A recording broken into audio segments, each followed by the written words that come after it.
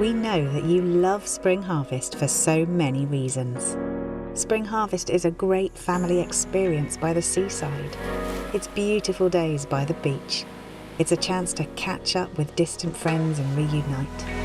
It's a safe place where our kids make unforgettable memories and lifelong friends. It's a space to get away from the everyday pressures of your job and breathe. It's your fun family Easter holiday.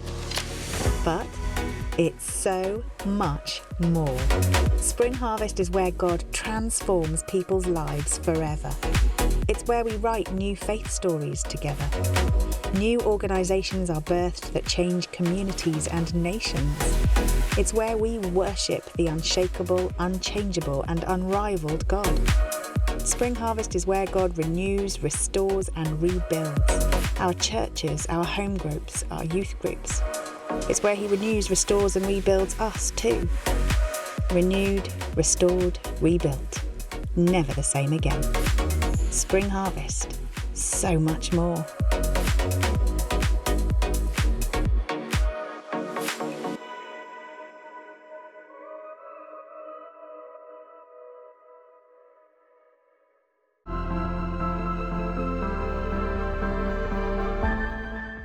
This series has been brought to you by Spring Harvest.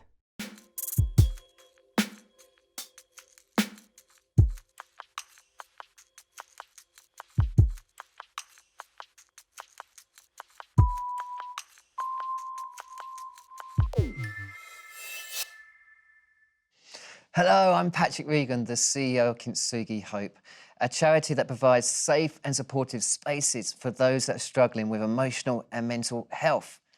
I'm so glad you're able to join me on season 2 of Bouncing Forwards. This time around, we're going to be diving into topics such as perseverance, racial injustice, and we'll also be looking at the issues that our younger generation are facing, especially with social media.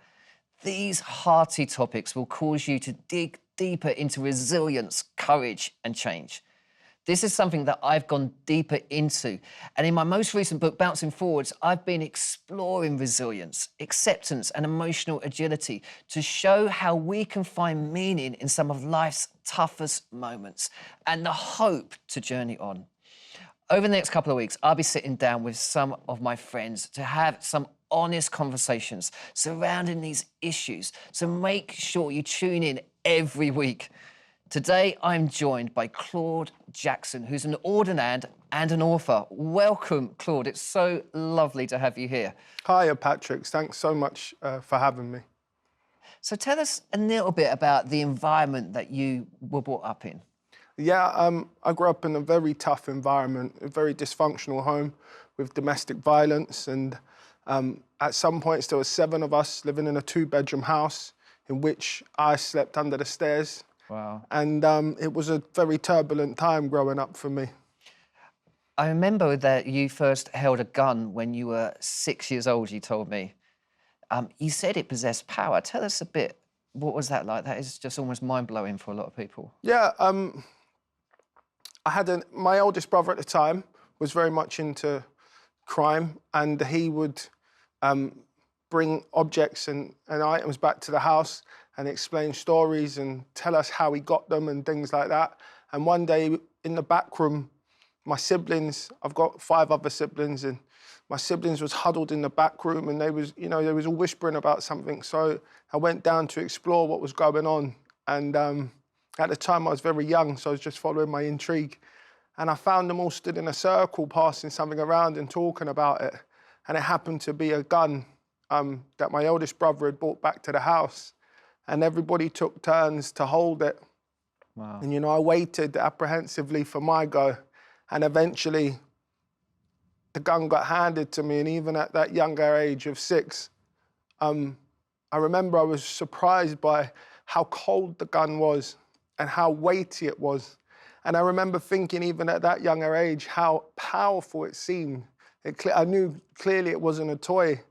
And that was really one of the most impactful moments of my life, the day I held that gun. Wow. And I guess you talked a bit about the upbringing in the sense of the domestic violence, the sleeping under the stairs, it was almost like it's anxiety inducing, right? Particularly as you're growing up, because you're trying to form who you are. Yeah. And did any anxiety start to manifest, that sense of being on edge the whole time, not knowing what to expect? Yeah, absolutely. I spent what feels like my whole life just swimming and drowning in trauma. And into my teens, I very much became very anxious quickly, paranoid. At home wasn't a safe place. It was like we were constantly walking on eggshells because of my dad's anger and aggression. And yeah, like I said, into my teens, by the time I was 16, I was carrying a knife and selling cannabis. And it sort of goes hand in hand from there, really. By the time I was 20, I was selling Class A's. And by the time I was 25, I could get access or get hold of any drug or firearm which I chose to, really. Yeah. And I remember when we were talking, you said that you moved out of London. And it was at that point that actually adding into all those pressures that you're going on, which is almost like it's hitting you from every side, suddenly the sense of racial injustice suddenly was really there in your face as well. Yeah, yeah. Unfortunately, at a young age, in my early teens, our house got repossessed and we moved up to Surrey, where back then Surrey seemed like very much country. And I was one of 3 individuals in my school that was a minority, that was a person of colour. And for the first time in my life, although I was from a multicultural background, I encountered racism firsthand. And I'd never experienced that before. And all sorts of things would happen. The 3 of us, myself and the 2 others in the all-boys school, we'd get targeted. You had to quickly find your feet and protect yourself and stand your ground, and those who didn't. You feel like you had to harden up almost, or? Yeah, instantly. Overnight. And it was just, even after school and in the area, if people saw me out and about, I'd get targeted. They'd throw things out of car windows at me and stuff, and obviously shout things out as they drove by. I know when we were talking, you talked about the difference between, which is really helpful, I think. You talked about knowing the difference between culture and colour, and how you sort of navigate through that. Yeah, I think it's really important to establish that. Just one example, knife crime at the moment we know is an epidemic within the UK, particularly London, which is terrible. But it's important to highlight that knife crime isn't a colour, it's a culture. Yeah. And if we say gang member, the first thing that often comes to mind is an individual that's a closer skin tone to myself than to yours. Yeah. And again, that's just an example that it's not a colour, it's a culture. Yeah. And we have a culture of gangs and knife crime in London at the moment, and we need to forget about colour and focus on the culture. Yeah, and I know, because during my career that I've done a lot of work in terms of working with in the inner city, and I know, for instance, I did a lot of research on gangs. In Glasgow, the gangs will be predominantly white on some estates because that is, you know, the geography of that particular area. And so you're so right that we need to really stop stereotyping. Yeah. And I think the other thing I found, that a bunch of young people hanging out on the street corner, we might call them a gang, but actually they're just a bunch of young people hanging out on the street corner, right? They're doing what young people always do. Yeah, yeah, absolutely. I would definitely, I was never in a gang, but going back a few years now, my friend circle, my social circle would have definitely been described as a gang. Yeah. So talk to me a little bit about anger and aggression. I sort of feel like we don't preach on anger much in the church, apart from Jesus and the Money Changers, right? You're right. And that comes out once or twice a year. But actually, anger tells you something is wrong. There's a sense of injustice to anger. And I know in Ecclesiastes it talks about don't let anger become a resident, but let it be a visitor. Right. And given all the stuff that's happened to you during your childhood, you must have felt incredibly angry a lot of the time, which was the natural way to feel. But how did you process that anger, I guess? Sure. Growing up into my adolescence, I had a bit of a mantra, what was, I don't care about nothing or no one because nothing or no one cares about me. And that was how I lived day-to-day life, particularly in my chosen career of crime and drug dealing. It was only in my late 20s that I discovered anger and aggression are 2 different things. They're 2 separate entities. So I'd spent most of my life, if I got angry, I would get aggressive. And it was through counselling, self-searching, reflection, and Jesus that I really learned how to channel those energies and when to channel them. Yeah. And what were your coping mechanisms? Because I guess we all respond differently to pain. We all respond differently to when stuff's chucked at us. So how did you respond? BC, I had the mentality that it was them or me. So Right. I really was, it was me against the world. That was my mindset for 17 years, day in, day out. And that's how I'd handle it. Obviously, I hadn't encountered grace at that point and the love of Jesus, so my self-worth and value lied elsewhere. Mm. I remember you saying to me that you felt like at that time your whole lifestyle was about hiding. What did you mean by that? Yeah. I felt like I just spent my life hiding. I was either hiding from the police or hiding my drugs from the police or hiding from other criminals, or eventually I felt like I was hiding from myself and hiding from the world, you know, society. Yeah. Now, through all the stuff that you've been through, there seems to be a real cry to belong. You know, been saying a lot. There's in Bouncing Forwards, the book I wrote. There's a big difference between fitting in and belonging, and that belonging though is so crucial. It's so crucial to many of our guests, but it seems that it was real heart that you just wanted to belong. Yeah, absolutely. And I think Bouncing Forwards really, it captures that beautifully. And I think that resonates with me in regards to just my whole life. I just felt like an outsider, just excluded from school, excluded from socially, from people of my peer group who was already going to university. When my friends were going to uni, or my school friends, I was selling Class A's. At 19, I was buying vehicles, which is nothing to be proud of. But I just never found the belonging. Until faith came in. Now tell me, how did that work? Because obviously you've got this chaotic lifestyle, you've got this craving to belong in, this craving to be part of something. And I guess, you know, how did you engage with faith? How did you even start to think that way? Growing up, my dad being Jamaican and my mum English, we always had some sort of idea of God or a God, but I didn't know Jesus, you know. And it was later on in life when I was mentoring young offenders for the council, which I used as an opportunity for a bit of an alibi, if you will, that I had an opportunity. I met with a Christian. We were doing a team building day. He was actually my manager at the council, and he was the manager of that borough of the council. And we all went along, whether you was a volunteer or a full-time worker, we all had to go along for this team building day. And one by one, everybody took turns to stand up and do an icebreaker. So you would introduce yourself and you would say one thing that nobody else knew about you. And I always say it's a silly example, but there was a lady there called Susan who stood up in front of, 100 people and said, "My name's Susan, and what nobody knows about me is every day after work I buy a bar of chocolate and eat it on the bus on the way home." And then the next term was my manager, and he was a really introvert chap, real grounded, humble guy, full of humility.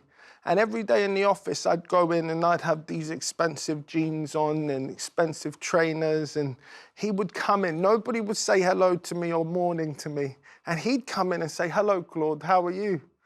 And at first, I don't know if it got my back up a little bit because I thought, why is he bold enough to engage with me, you know? And then we got to talking, and over lunchtime, there I was, full of ego and pride. I would invite everybody to the restaurant down by the river. And he would politely decline because he had bought a packed lunch to work. And I would park one of my cars, my convertible, outside the office window for everybody to see, obviously. Just so they know. Just to say hello. And he would cycle in to work. So really humble, grounded guy. So when it come to doing the icebreaker, I thought, what's this chap gonna say, you know? He might tell everybody he plays chess or something, we'll see. And then he stood up and he was bold. And he introduced himself. And, you know, there I was in my 350-pound jeans, and he had his plimsolls and chinos on, just a humble chap. And he got a little box out of his pocket, and he opened it up, and he said, "What nobody knows about me is," and he lifted a crucifix high into the sky, and he said, "I'm a Christian, and Jesus changed my life." Wow. Yeah, and at that moment, I was really struck by it. And I couldn't even tell you the rest of what he said because I was so struck. I just knew right there and then I needed to find out more. When he finished, I quickly went over to him and asked him if I could give him a lift because he had to leave, and he politely declined the lift. And I asked him again and again till eventually he accepted. And on the way to the train station, I asked him how I could find out more about what he said. And because I'd lived, you know, I conquered a lot. And I've been through a lot, and I've put a lot of value in things that I shouldn't have, but I never felt the encouragement that chap had felt. Where did he get his boldness from? And he said I should try an Alpha course. So I rushed home, looked online, and an Alpha course was starting the next day. So I enrolled on the Alpha course. Wow, fantastic. And then I guess there's a point where that you just realize that you're loved. Yeah. That I think that, and then the love of God, like, you know, I say, we can do so much for people, and it's good to do that, but there's the love of God transforms someone's heart and the way they feel about themselves. And I guess through that Alpha course, there was that sense of, oh my goodness, I'm loved. Yeah, I it gives me goosebumps to talk about it, but I remember the week I got to invite Jesus into my life. I remember I dared Jesus, you know, I love that phrase, you dared Jesus. What do you mean by that? Yeah, in my voice of thought, I said, Jesus, you know, if you could do what these people are saying you could do, I dare you to come into my life. You know, I dare you to make a change, do something. Yeah. And mate, it was so silent, you could feel it, you know, and it felt like I had my eyes closed forever, but it was only for a moment. And I felt a movement. I felt a movement in me. And I never knew what it was at the time, but Jesus had come into my life. And at the end of that session, I couldn't wait for next week. You know, the week seemed too long. And like you said, I went along to the rest of the course. And week by week, I discovered more about Jesus. And I remember I began reading the Gospel of John. Someone gave me a pamphlet because I was full of questions. And one verse that particularly stood out for me is it says, if they hated you, it's because they hated me first. And I remember thinking, mate, I've been to battle, you know, and I never heard of a God that was against the odds like I'd been against the odds in life. So I was intrigued to read more, and I got my hands on a Bible, and I didn't put it down for a lot of weeks. And I fell in love with Jesus, head over heels, and I've been in pursuit ever since. And that's where, like you said, my value and self-worth comes from. Yeah. Given everything you've been through, I'm conscious that when you do come to faith, it's not like suddenly everything is dealt with. I think sometimes we see prayer as a bit of a magic wand. You know, I've seen people like, God just sat me, you know, it's all be dealt with and there's no hardship anymore. But actually dealing with trauma is huge, isn't it? I mean, I was writing about, I wrote a chapter called Going Back to Go Forward, and how trauma is stored in our bodies. I know that I've spent a lot of time in hospital, and every time I go into hospital, my heart starts to race. And logically, I could tell myself I need to be in hospital for a blood test or an X-ray or whatever, but it affects my body. Presumably, given all the stuff that you'd been through, that dealing with trauma and understanding trauma was really crucial to you. Yeah, I think what isn't said often enough is sometimes the healing hurts more than the wound. Wow. And I had a lot of healing to do. And of course, I would find ways to support that, whether it was through food, alcohol, partying, you name it. Mm. But now, thank God, I'm on the mend. You know, it's a daily renewal. But yeah, trauma can be drowning. Mental health is definitely an issue for people today, in today's day and age, particularly males. But trauma Not many is, males talk about it. That's the challenge, right? that's the problem. And the thing is that everybody's going through it. Uh, you know, especially in my background, if I may just take a moment to highlight, I don't know an individual that hasn't suffered from some sort of mental health issues or depression, particularly elders or olders, as the youngsters would say. I know too many individuals that's been hospitalized due to mental health, sectioned, because they have a lack of stability mentally. Psychology is important, but it's not really elaborated or highlighted in our community, because you're considered weak if you tell someone you're not feeling well. You know, if someone, in my day, you couldn't even compliment somebody because they considered that as a weak suggestion. So we were raised to be like this. But it's really important that individuals, particularly young males from my background and similar, understand the importance of positive mental health. If you don't feel well, I would say tell somebody. Yeah. And of course, in the church, we've got to create a culture where you can be, say it's okay not to be okay. Yes. At times. And as Christians, it doesn't mean this stuff doesn't affect us, right? Yeah, absolutely. That's such a great point, Patrick, because Christianity isn't a quick fix. And like you said, it's okay not to be okay. We're all broken one way or another. Everybody's in church for a reason. Everybody's longing for God for a reason. So just know that you're not on your own.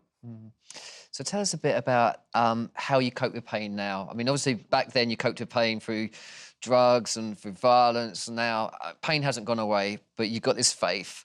It doesn't mean everything is suddenly perfect, but how do you cope now? Yeah, saving me from myself is a daily task, but Jesus does it anyway. Thankfully, grace is an amazing thing. I can't believe I went nearly 30 years without knowing what grace ever was. So now I take time. It's a marathon, it's not a sprint. So I take time to reflect on my issues.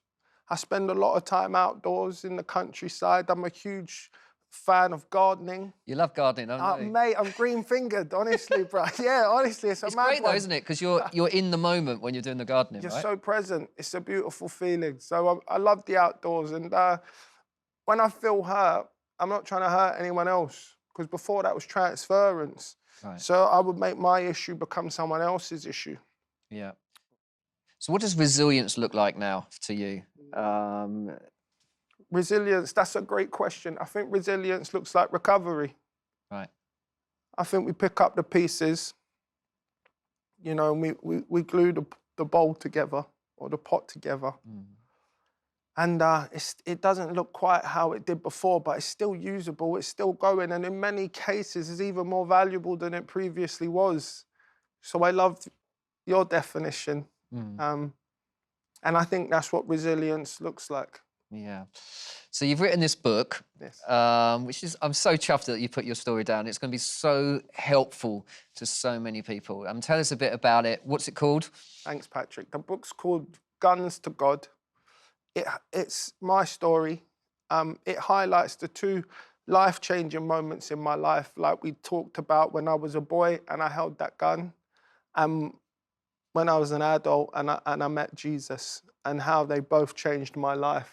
And you could just read more about it in the book. It's Guns to God. So looking back, and people ask me this question quite a lot. If you could talk to your younger self and give your younger self a bit of advice, what would you say to your younger self? Yeah, that's a big question, isn't it? Yeah. I would really like to relay that don't let everybody use you except God.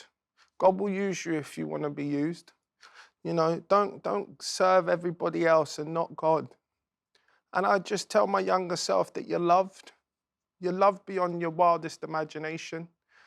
You're valuable, And I would really suggest that anybody get to know Jesus in a way of which they never thought they could. Yeah. Just really lean in and just see for yourself. Did you feel like the Jesus that I guess you experienced as a child in terms of, you know, I don't know, sometimes we go to Sunday school and there's an image of Jesus who feels distant, far removed, often blonde and blue-eyed, and to the Jesus that can feel anxiety, understand suicidal thoughts, understand depression. There was quite a difference, isn't it, from the first Jesus to the second Jesus? Yeah. And actually, I think a lot of people be watching this go, well, my experience of Jesus is definitely the first one. Yeah, You're talking about something really different. yeah, yeah, yeah. That's excellent. Jesus was the outcast. He was cast out. He was downtrodden, you know, exited to exile.